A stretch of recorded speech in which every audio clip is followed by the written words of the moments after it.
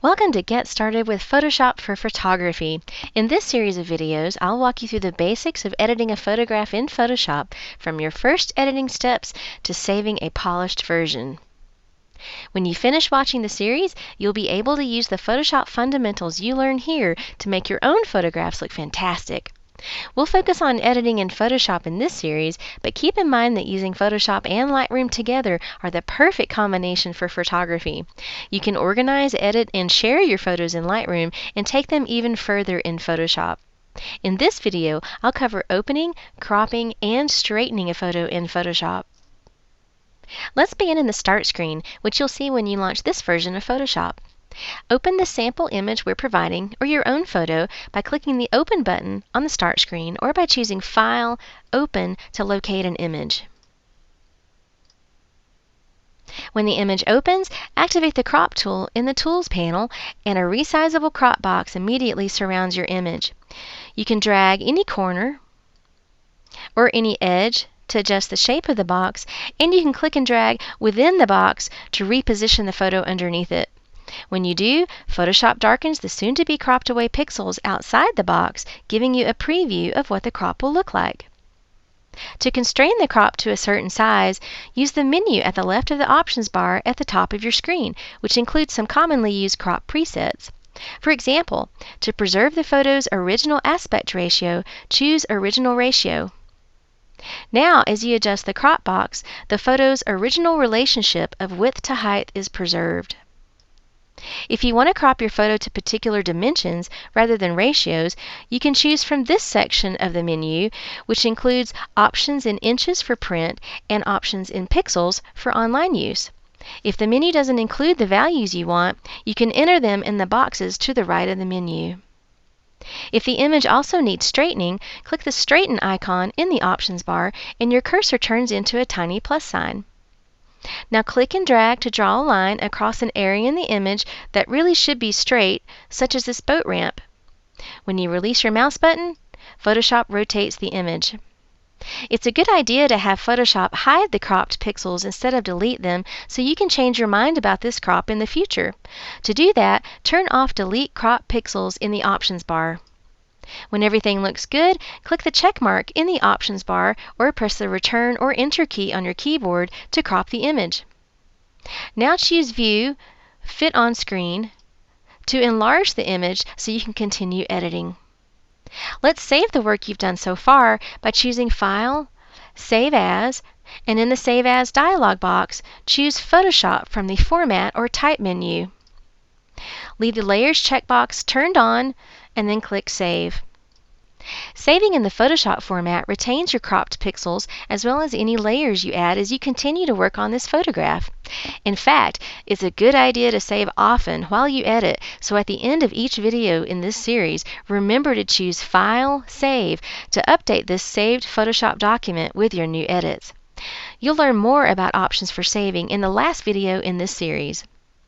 So to recap, in this video you learned to use the crop tool to improve composition and straighten an image, and you also learned how to save the document in Photoshop format.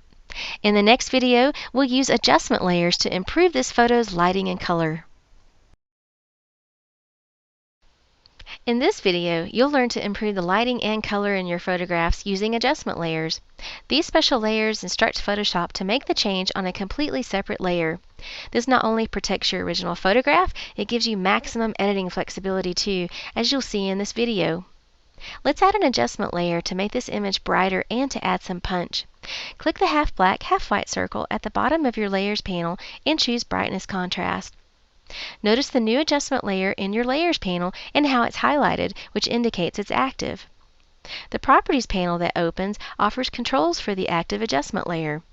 These controls will affect all the layers below this adjustment layer in the Layers panel, which in this case is the photograph on layer 0. In the Properties panel, try clicking the Auto button to have Photoshop correct the image for you, and then adjust the sliders to your liking.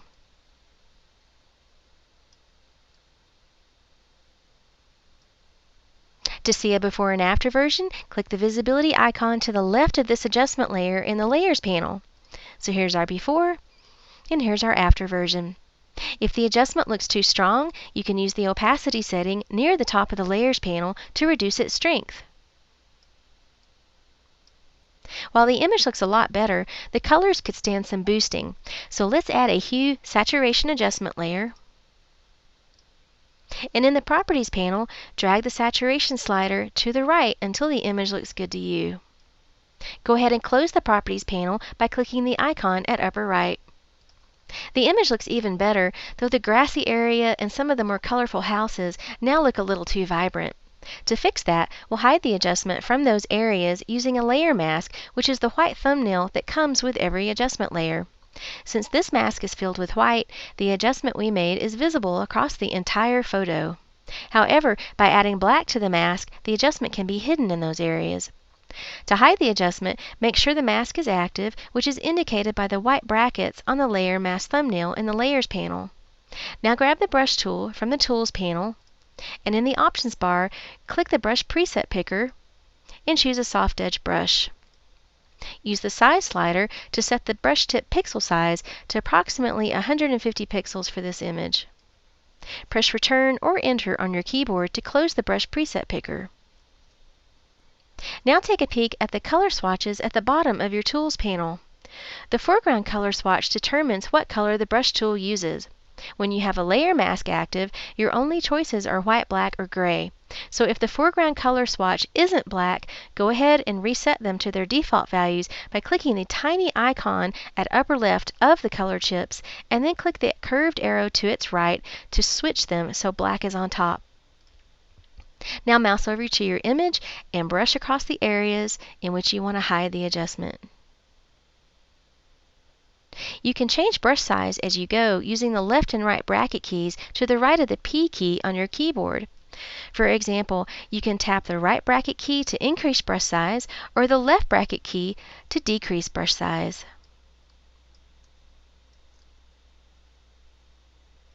If you happen to hide too much of the adjustment, let's say you hid the reflection of the red house in the water, click the curved arrow above the color swatches to switch them so white is on top, and then brush back across that area to reveal the adjustment.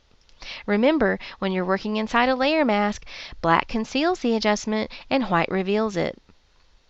To quickly assess the changes you've made to the image, you can compare a before and after version. To do that, hold down the Option key on a Mac or Alt in Windows as you click the visibility icon to the left of Layer 0 in your Layers panel. When you do, Photoshop turns off all the other layers. So here's our before, and here's our after version. As you can see, adjustment layers made short work of correcting this image, and the layer masks that come with them let you hide changes from areas that don't need it. Adjustment layers remain editable too. For example, to change the color boost, double-click the Hue Saturation Adjustment Layer thumbnail, and in the Properties panel, you can adjust the saturation slider. If you decide you don't like an adjustment layer, you can delete it by making sure it's active in the Layers panel and then pressing the Delete or Backspace key on your keyboard. Let's resurrect that layer by choosing Edit, Undo Delete Layer. Now choose File, Save. To save your document again with the same settings you used in the last video, including the Photoshop format, which will preserve your adjustment layers for re-editing in the future. In the next video, you'll learn how to remove unwanted content from an image using the spot healing brush and patch tools. In this video, we'll use the spot healing brush and patch tools to remove unwanted objects in a photo. Both tools do a great job of blending your retouches with the surrounding area, as shown here in this before and after example. While you can do all of your retouching on the original image layer, I like to retouch on separate layers in order to protect my original image and to increase editing flexibility. I'll delete the layers I made by tapping the Delete or Backspace key on my keyboard so we can recreate them together. I'll zoom into the image by pressing and holding the Command key on a Mac or Control in Windows and then tapping the plus key on my keyboard a few times. Once zoomed in, you can reposition the image on screen by pressing and holding the space bar on your keyboard and then dragging with your mouse. Let's start with the spot healing brush, as it's the easiest to use and it's great for removing small objects like the cows in this pasture and some of the more distracting poles. Start by creating a new layer by choosing Layer, New, Layer, and enter Spot Healing into the name field and click OK. Alternatively, you can create a new layer by clicking the New Layer icon at the bottom right of the Layers panel. In the Tools panel, activate the Spot Healing brush, and in the Options bar, make sure the Content Aware button is highlighted.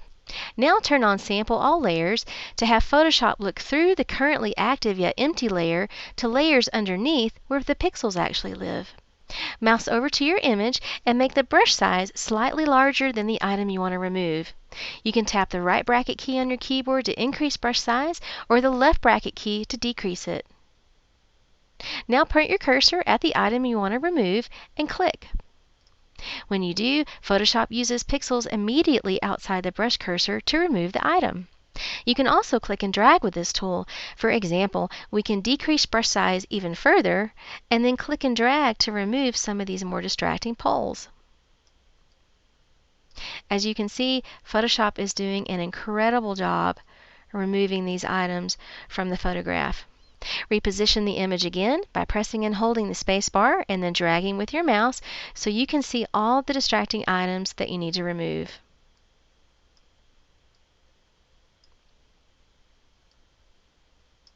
Now, if you don't like the results of one of the removals, you can always undo it and try again. So let's choose Edit, Undo Spot Healing Brush, and then let's have another go by using a slightly smaller brush cursor and by making shorter brush strokes. To remove the boat in the foreground, let's increase brush size so the boat fits within the brush cursor and give it a single click. Reposition the image again. Now, to remove larger items such as this red roof here, you'll get a better result if you tell Photoshop where to copy the pixels from, which you can do using the Patch tool. So let's begin by adding another new empty layer by choosing Layer, New, Layer. Let's enter Patch into the name field and click OK. In the Tools panel, click and hold your mouse atop the Spot Healing brush, and from the menu that appears, choose Patch tool. In the Options bar, set the Patch menu to Content Aware, and then turn on Sample All Layers. If you don't see the Sample All Layers checkbox, then you forgot to choose Content Aware from the Patch menu. Now click and drag to draw a rough selection around the item you want to remove. Be sure to make the selection slightly larger than the item itself, otherwise you may end up with a ghostly outline of it. To tell Photoshop where to copy pixels from, click inside the selection and then drag it to the area in the image you want Photoshop to use for the patch. When you release your mouse button, Photoshop performs the patch and blends it with surrounding pixels. While the selection is still active, be sure to experiment with the structure and color fields in the Options bar. To preserve more of the texture from the area you copy pixels from, increase the structure slider. To preserve less of the texture, decrease it. To perform more color blending between the two areas, increase the color slider. To perform less color blending, decrease it. When everything looks good, deactivate the selection by choosing Select, Deselect. Now let's choose View, Fit on Screen, and assess the removals by turning off the visibility of the layers we added in this video. As you can see, the Spot Healing brush and Patch tools did a great job to clean up this image. I'll turn those layers back on in the same way. Now choose File, Save, to save your document again with these changes. The Photoshop format preserves your content removal layers so you can continue to edit them in the future. In the next video, you'll get creative with this image as you learn how to blur parts of it using a filter, how to turn it into a beautiful black and white, and how to add a color tint. In this video, you'll learn how to apply a few creative effects to your image. We'll use a filter from the Blur Gallery to apply a fun tilt-shift effect to this scene. We'll employ an adjustment layer to drain the color from the image and then add an artistic color tint. Let's start by putting all the layers into a protective wrapper called a Smart Object, which enables us to apply an editable filter to all the layers at once and protect the original photo.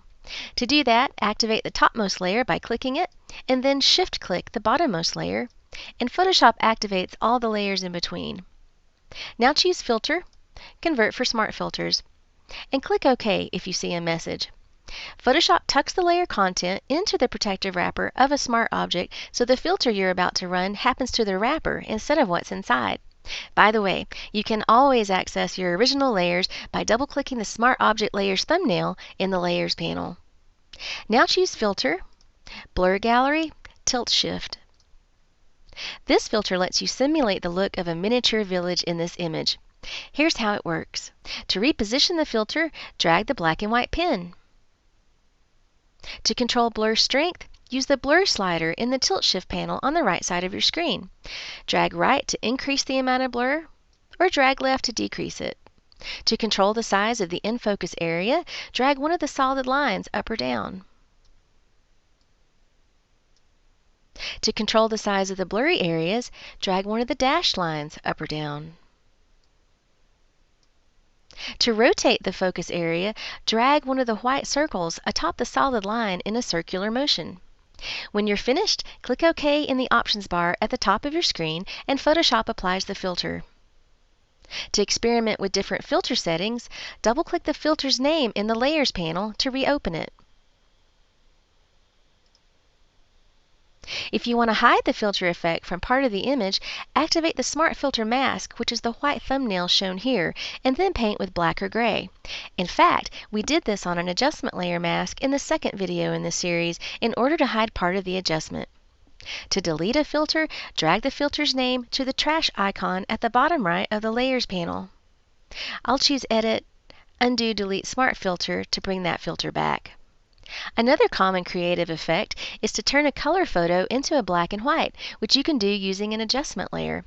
To do that, click the half black, half white circle at the bottom of your Layers panel and choose black and white. In the Properties panel that opens, you can use the sliders to adjust the contrast in the image. For example, to darken the reds in the image, drag the red slider to the left. To lighten the reds instead, drag the slider to the right. To add an artistic color tint to the image, turn on the Tint checkbox. When you do, Photoshop tints the image with light brown, creating a sepia effect. To change the color tint, click the colored square next to the word Tint. In the color picker that opens, click within the vertical bar to choose a range of colors, and then click within the larger box to its left to pick a brightness level. Click OK when you're finished, and then close the Properties panel. As long as you've saved the file in Photoshop format, you can experiment with contrast and color tint later on. To do that, double-click the black and white adjustment layers thumbnail in the Layers panel, and then adjust the settings in the Properties panel that opens. To delete the effect altogether, make sure the black and white adjustment layer is active in your Layers panel, and then tap the Delete or Backspace key on your keyboard. Now choose File, Save, to save your document in Photoshop format to preserve the changes you made in this video. So to recap, in this video you learned how to use the Tilt Shift Blur filter safely and how to reopen it to fine-tune its settings.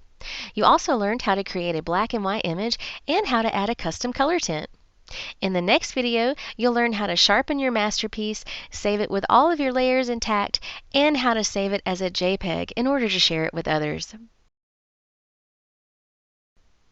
In this video, you'll learn how to sharpen an image, which is an important final editing step. You'll also learn how to save an edited photo in different formats for different uses. First, let's talk about what sharpening really means. Sharpening an image in Photoshop is similar to sharpening a kitchen knife. In both instances, you're emphasizing edges. On a knife, it's easy to identify the edge. It's the side that can cut you. In a digital image, it's the areas of high contrast where vastly different colored pixels meet, such as where a tree meets the sky, or in our case, where red roofs meet white siding, and where the lake meets the shore. To emphasize those edges, Photoshop lightens the light pixels and darkens the dark pixels. There are many ways to sharpen an image in Photoshop, though in this video we'll use the Smart Sharpen filter because it's quick and easy to use. The first step is to prepare your layers for use with smart filters, which we did in the previous video in this series.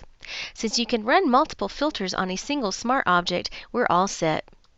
So choose Filter, Sharpen, Smart Sharpen. In the dialog box that opens, you see a preview of the image on the left and controls for sharpening on the right. To enlarge the preview, drag the lower right corner of the dialog box. Next, use the zoom tools beneath the image preview to set your document zoom level to 100% so you can see an accurate sharpening preview. Now click and drag within the preview box to bring an important part of the image into view. Set the preset menu to default, and then adjust the sliders to your liking. The first slider we'll adjust is Radius, which tells Photoshop how many pixels on either side of the high contrast edge pixels to emphasize. You can think of this setting as sharpening width. The higher the number, the more obvious the sharpening. For the best results, keep this setting low. Next, with the amount slider at 200%, drag it slowly leftward until the sharpening looks good to you. If you see any speckled flakes appear in the image, drag the Reduce Noise slider to the right to get rid of them. When everything looks good, click OK and Photoshop sharpens the image. To reopen the filter and change its settings, double-click the filter's name in the Layers panel. To hide both the Smart Sharpen filter and the blur filter from parts of your image, you can activate the Smart Filter mask, which is the white thumbnail shown here, and then paint with black or gray. We did that on an adjustment layer mask in the second video in this series in order to hide part of the adjustment. To delete the filter, drag the filter's name to the trash icon at the bottom right of the Layers panel. In order to preserve your layers and filters so you can edit them in the future, be sure to save the document in Photoshop format. To do that, choose File, Save As, and from the Format or Type menu, choose Photoshop. Leave the Layers checkbox turned on and click Save. In order to share the image with other people who don't have Photoshop, to post it on the web, or submit to a printing service, you need to save it in a different format. So choose File, Save As, and this time choose JPEG from the Format or Type menu, which is a great format for a full color photograph such as the one we're working with here. Go ahead and rename the file so you don't overwrite your sample file, and click Save. In the JPEG Options dialog box, you can set the quality of the image. The higher the quality, the larger the file size. The lower the quality, the smaller the file size. I'll set the quality menu to medium, which is great for posting the image online or for emailing. If, however, the image will be printed, be sure to enter 12 into the quality field for the highest possible quality. And click OK. Of course, the techniques shown in this video series only touch the tip of the iceberg of what's possible in Photoshop. It's worth mentioning that Photoshop pairs beautifully with other Adobe apps such as the image organizing, editing, and sharing powerhouse, Photoshop Lightroom, as well as mobile apps such as Adobe Mix for combining imagery into your own artistic vision, and Adobe Fix for applying quick edits to your mobile photos before bringing them into Photoshop for more heavy-duty retouching. I hope you've enjoyed this video series, and I encourage you to explore the myriad tutorials in the Learn library on adobe.com so you can learn how to turn the image you have into the image you want.